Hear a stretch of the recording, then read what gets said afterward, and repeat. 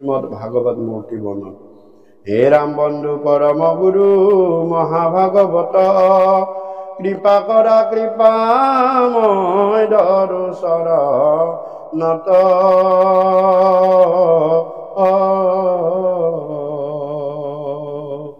প্রথম দ্বিতীয় স্কন্ধে শরণ দূতয়, তৃতীয় চতুর্থে জানা হুয়ে হৃদয়। নাভি দেখে পঞ্চমে ষষ্ঠে অবক্ষস্থল, সপ্তমে অষ্টমে কর কমল যুগল।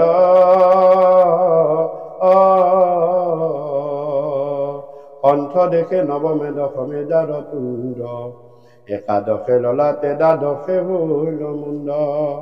হেন ভাগৱতৰ মূৰ্তি মনোহৰ, তমাল সদৃশ বৰ্ণ শ্যাম কলে বৰ। বন্ধু পৰম গুৰু মহাভাগৱত, কৃপা কৰা কৃপাময় ধৰু শৰণত।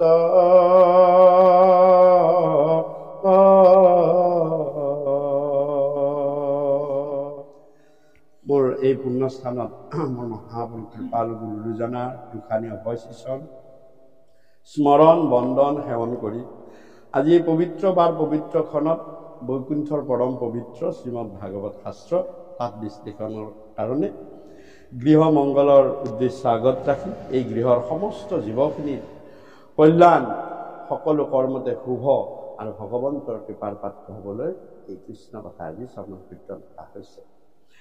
বিশেষত প্ৰথম গুৰু বন্দনা কৰা হ'ল আৰু গুৰু বন্দনা কৰাৰ পাছতে ভাগৱতৰ মূৰ্তি বৰ্ণনা কৰা হৈছে। এইটো বৰ ডাঙৰ কথা। মূৰ্তিটো বৰ্ণনা, মূৰ্তিৰ তাৎপৰ্যটো বহুত গুঢ়াৰ্থ।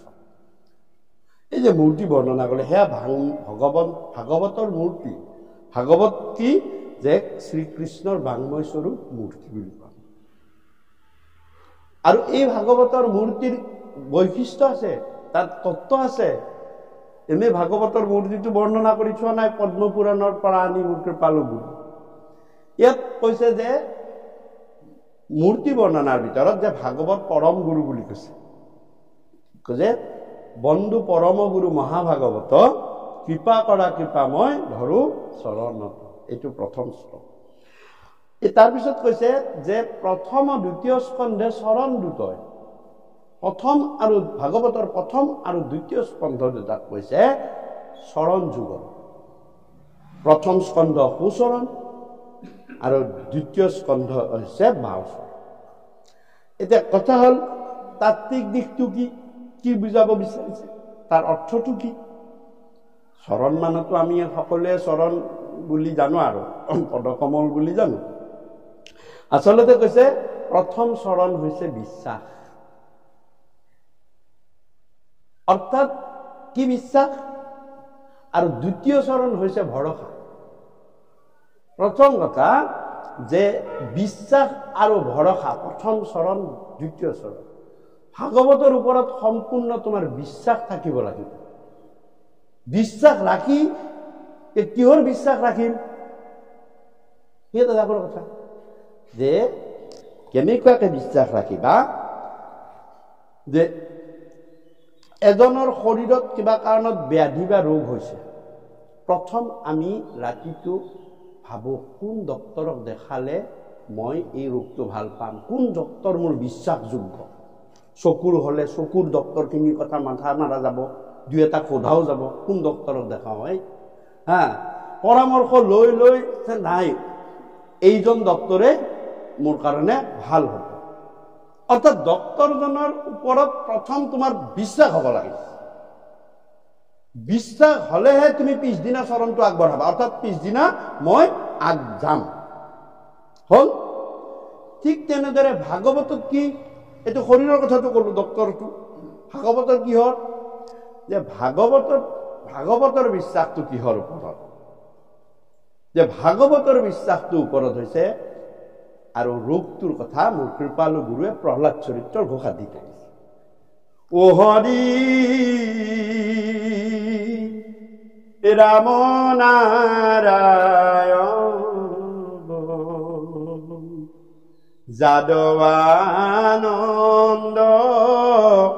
দূৰ কৰা মোৰ মায়া। ৰূপটোৰ কথা কৈ দিলে, বিষয় ব্যাধিৰ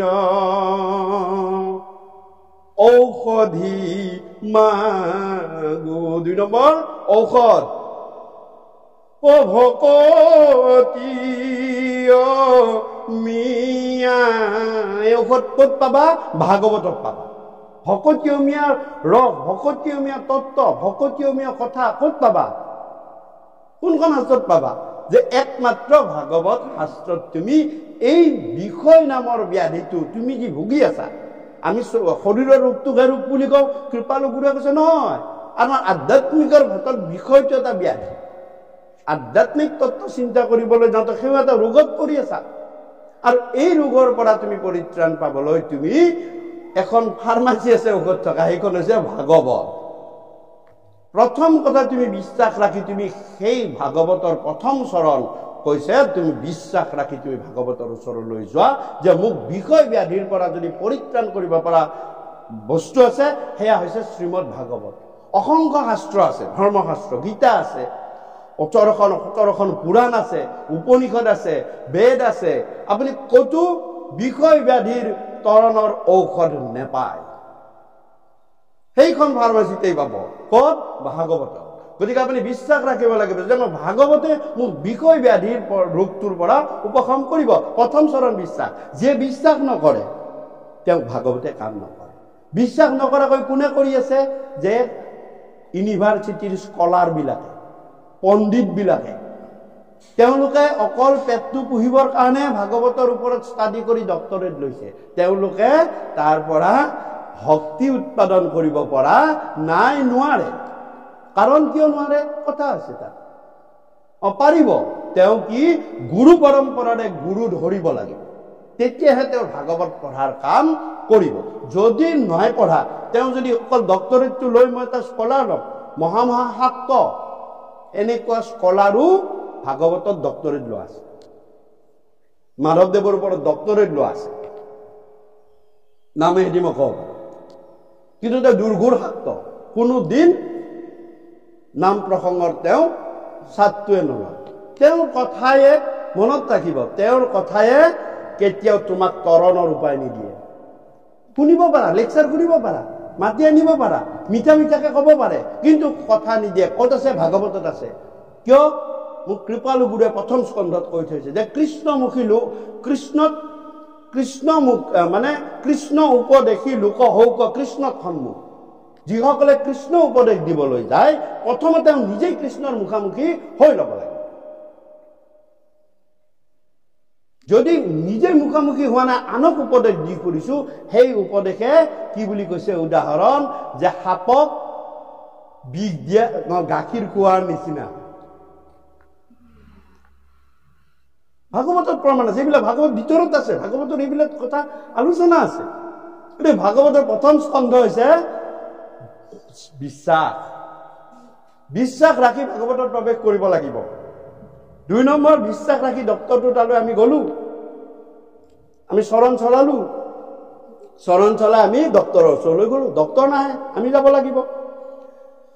আৰু ডক্টৰক দেখুৱালো, মিলিলো। ডক্টৰে কি কৰিলে? আমাক এখন প্ৰেছক্ৰিপশ্যন লিখি দিলে, এখন প্ৰেছক্ৰিপশ্যন লিখি দিলে, বোলে আপোনাৰ ৰোগটো চালো, চাই মেলি প্ৰেছক্ৰিপশ্যনত কিছুমান দৰৱৰ নাম দিলে, আৰু তলত চাবচোন লিখি দিয়ে, দিনটোত 2 পালি খোৱাৰ আগত দিনটোত এটা খাব, ইমান এম্পিয়াৰ দিয়ে না নাই? দ্বিতীয় স্কন্ধত কি? দ্বিতীয় স্কন্ধত এতিয়া আপুনি ভৰসা কৰক ডক্টৰৰ ওপৰত নহয়, ডক্টৰৰ ওপৰত বিশ্বাস কৰিলে ঔষধৰ ওপৰত ভৰসা কৰক। ভৰসাটো ঔষধৰ ওপৰত। আপুনি নিয়ম মাফিক ঔষধখিনি খাব লাগিব।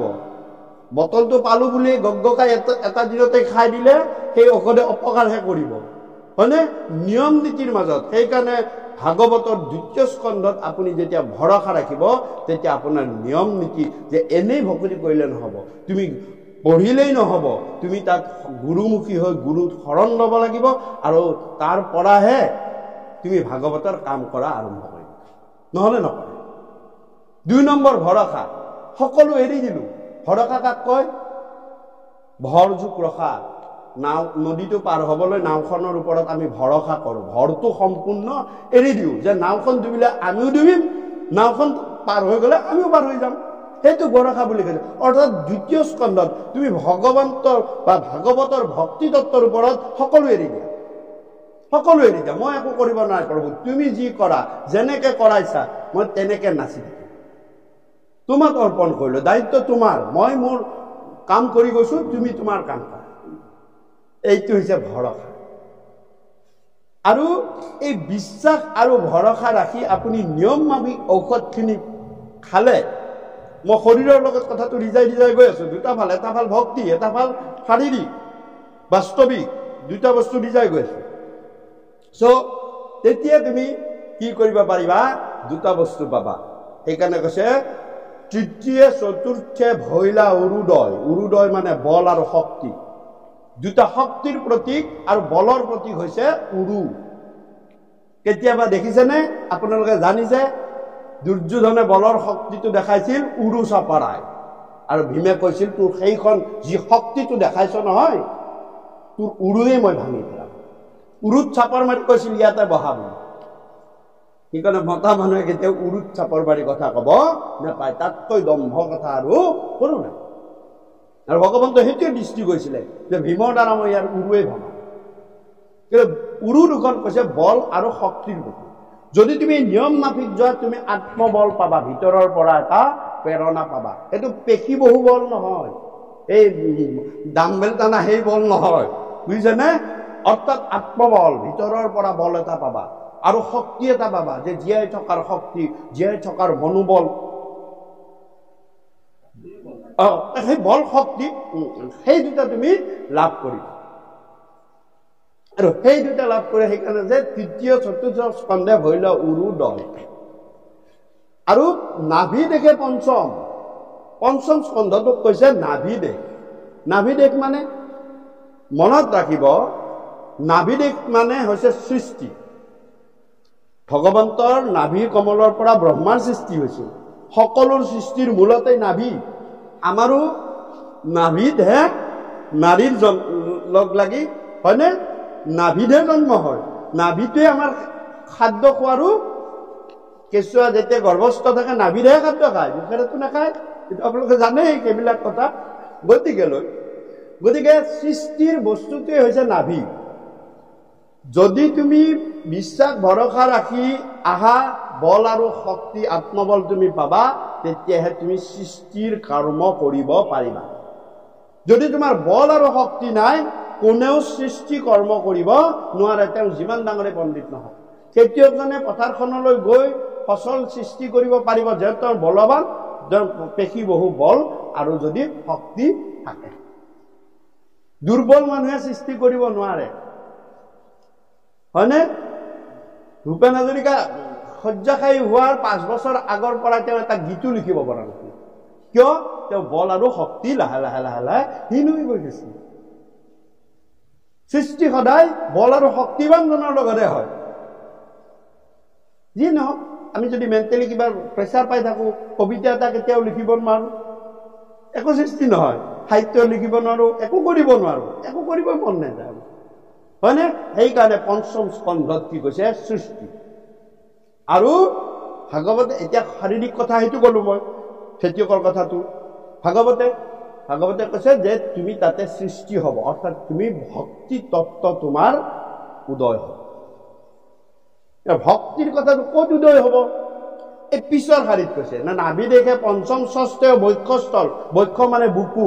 ভক্তি সদায় বুকুত হৃদয়তহে উৎপন্ন হয়, ভক্তি মাথাত উৎপন্ন নহয়। ভক্তি হৃদয়ৰ বস্তু। সেইকাৰণে হিয়াৰ মাজে নামৰ ভাণ্ডাৰ, মাথাত কোৱা নাই। এইটো হৃদয়ৰ বস্তু, হাৰ্টৰ বস্তু, আমাৰ ভিতৰৰ অন্তৰৰ বস্তু, হয়নে?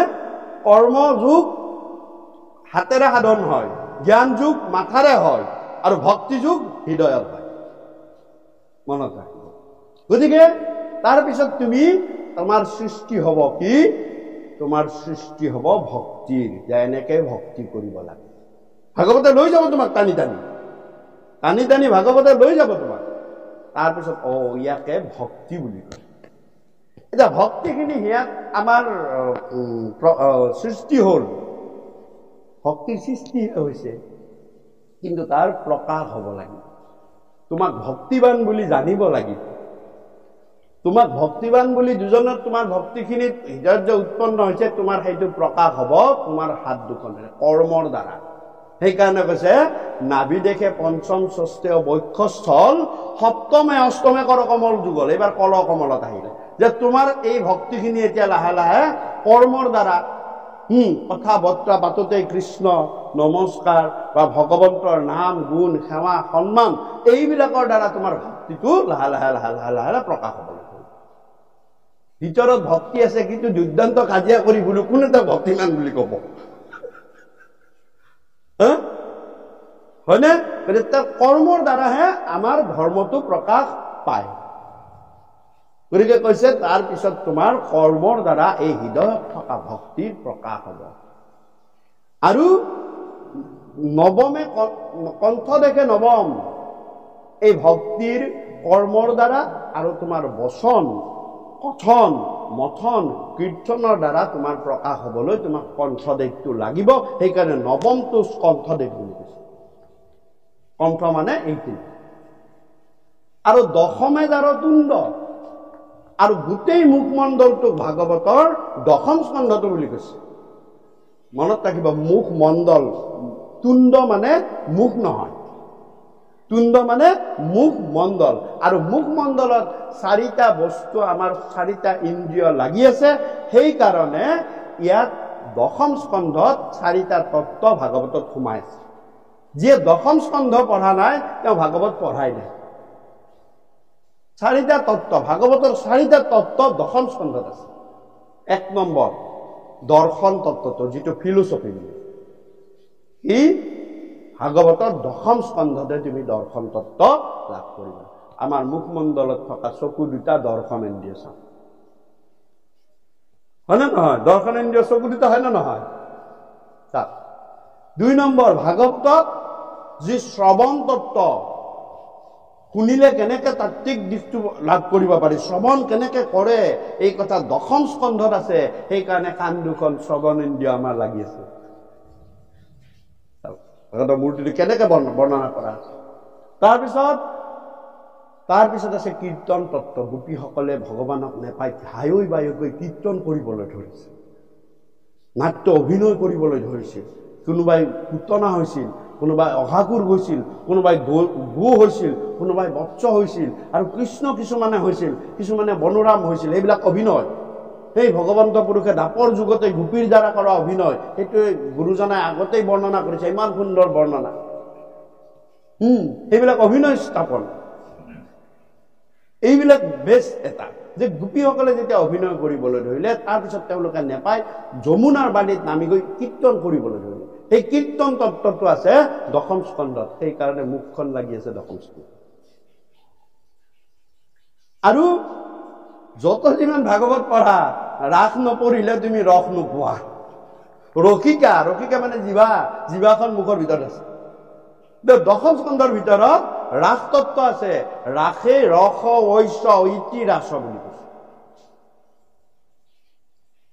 এই চাৰিটা তত্ত্ব ক'ত আছে? ভাগৱতৰ দশম স্কন্ধত আছে। সেইকাৰণে দশম স্কন্ধ দশমে ভৈল তুণ্ড,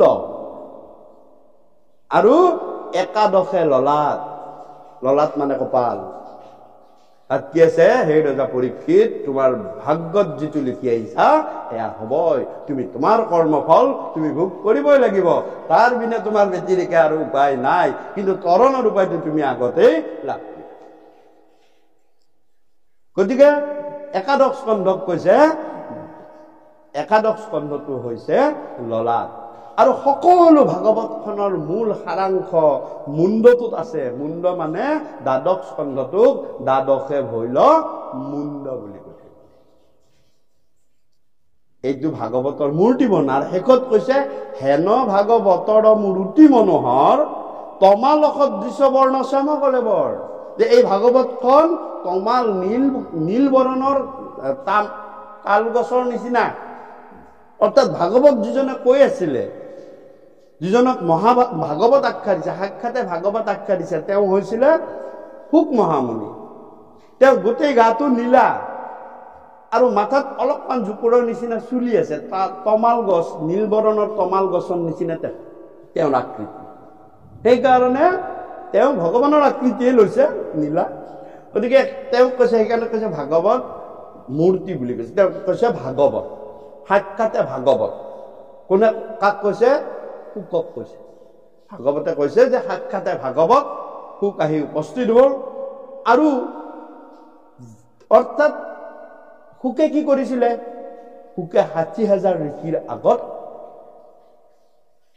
ভাগৱত কৈ আছিল। অৰ্থাৎ যিজনে ভাগৱত প্ৰবচন কৰি থাকে, কৈ থাকে, তেওঁ ভাগৱতে কৈছে তেওঁ সাক্ষাতে ভাগৱত, হয়নে? তেওঁ কীৰ্তন কৰি আছে, সাক্ষাতে তেওঁ ভাগৱত। আৰু যিজনে একান্ত মনে শুনি আছিলে, ৰজাপৰীক্ষিত, আপোনালোকে একান্ত মনে শুনি আছে, হয়নে? তেওঁক কৈছে মহাভাগৱত। তেওঁতকৈ তেওঁ ওপৰত। যিজনে শুনি থাকে তেওঁক কৈছে ভাগৱতে মহাভাগৱত। কিয়? শ্ৰৱণ প্ৰথম, শ্ৰৱণ কীৰ্তন অৰ্চন বন্দন, শ্ৰৱণৰ পিছতে কীৰ্তন আছে।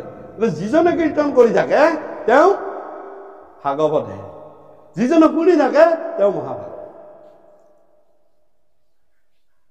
গতিকে সেই নীলবৰণৰ ভাগৱত, নীলবৰণ মানে কিয়? বিহাৰৰ এখন স্কুলত এবাৰ ঘপককে LP স্কুল এখনত স্বামী বিবেকানন্দ সোমাল। ৪ৰ্থ শ্ৰেণীটোৱে ডাঙৰ LP স্কুল এটোৱে আছিল। আৰু ৪ৰ্থ শ্ৰেণীটোত ঘপককে সোমালে যে তাৰে ল'ৰাকেইটা অলপ ডাঙৰ হ'ব। সোমাই বহিলে, বহি ল'ৰাবিলাকক চালে, নমস্কাৰ দিলে সকলো। তেতিয়া ৪ৰ্থ শ্ৰেণীৰ ল'ৰা এটাই থিয় হৈ স্বামীক সুধিলে। তাৰমানে গোটেইখন স্কুলৰ ৰুমটোৰ চাৰিওফালে মানে ভগৱান কৃষ্ণৰ বা দেৱ দেৱীবিলাকৰ মূৰ্তি বা এইবিলাক মূৰ্তিবিলাক আৰি ফটো চটো আৰি থৈ দিছে, আৰু ফটোবিলাক আৰি থৈ দিছে। তাতে কৃষ্ণৰ ফটো আছিল। থিয় হৈ ল'ৰাটোৱে স্বামীক সুধিলে, স্বামীজী কৃষ্ণ কা বৰণ কিয় নীলা হে? এই যে নীল বৰণৰ কথাটো কলো, কৃষ্ণ কা বৰণ কিয় নীলা হে? এনেকে সুধিলে। বেলেগ দেৱ দেৱীৰ বিলাকত যে নীলা নহয়, কৃষ্ণৰ অকল বৰণটো কিয় নীলা? ইয়াতো ভাগৱতে কৈছে তমাল সদৃশ বৰ্ণ চামক, আৰু তমাল মানে আছে নীল বৰণৰ তাল গছ। গতিকে লৈ তেতিয়া স্বামীজীয়ে মাতিলে, ইদাৰ মাতিলে, মাতি কোচত বহাই, কোচত বহাইলে ক'লে যে, অসমীয়াত কৈছে যে যি বস্তু অনন্ত, যাৰ কোনো পাৰাপাৰ সীমা নাই, সি সদায় লীলা। কৃষ্ণৰ মহিমা, কৃষ্ণৰ লীলা, কৃষ্ণৰ সমস্তখিনি বস্তুৱেই কোনো পাৰাপাৰ, কোনো মহিমা নাই। তেওঁৰ কোনো পাৰাপাৰ নাপায়, তেওঁৰ মহিমাৰ সীমা নাই। গতিকে সেইকাৰণে কৃষ্ণৰ বৰণটো লীলা। তেনেকে ক'লে। যিটোৱে ল'ৰাই প্ৰশ্ন সুধিছিল তেওঁ শেষত গৈ কি হ'ল জানেনে?